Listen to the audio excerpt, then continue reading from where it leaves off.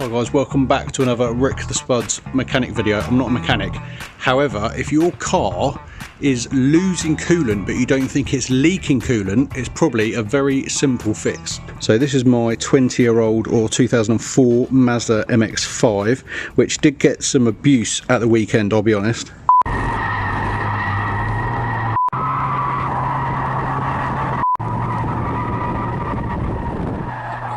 And what I found is twice, even though the temperature gauge didn't overheat, it did lose all its coolant from this header tank. Now this is not an expansion tank, we get onto that in a minute, but the radiator stayed full.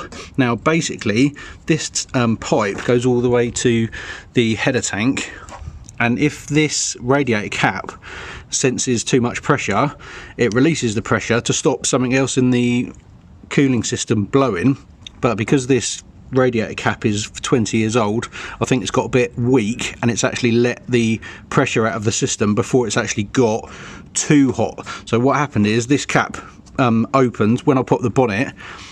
All inside here was absolutely caked in water, and I think this cap had released the pressure too early in the radiator system and released all the coolant out of this header tank. So all I've done is I've literally bought, this is the old one in here, but I've bought a genuine Mazda one, because for 20 quid it's not worth mucking around with an aftermarket one that's potentially not going to do the job. And I've put that on there, and this hasn't lost all its coolant at all. It's done it once before when I was stuck in some traffic. It lost half of its coolant, and I think when this just starts to get hot, this opens, lets all the coolant out. Now this is actually a new radiator. I put this radiator on last year because it started leaking a bit further down in there, and these are also known for going brittle, and when I actually took this pipe off the top, this whole corner bit completely snapped off. So hopefully now I've put the radiator on and I'll put a new radiator cap on, this should all keep its pressure and not blow the coolant out all over the place. But I'll have to book another track day just to find out.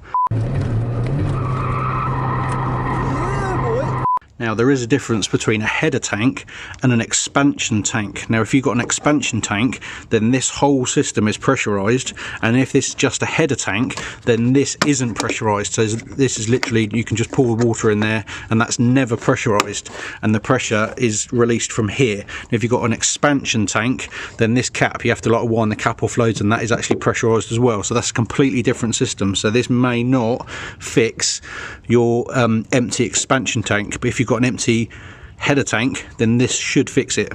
There you go. So if your car is losing coolant but not leaking coolant, go and check that. Change your radiator cap. It's like 15 quid, not worth mucking about, and then hopefully that'll cure it. If it does, leave a comment in the comment section, like and subscribe, all that sort of stuff, and I'll see you on the next one.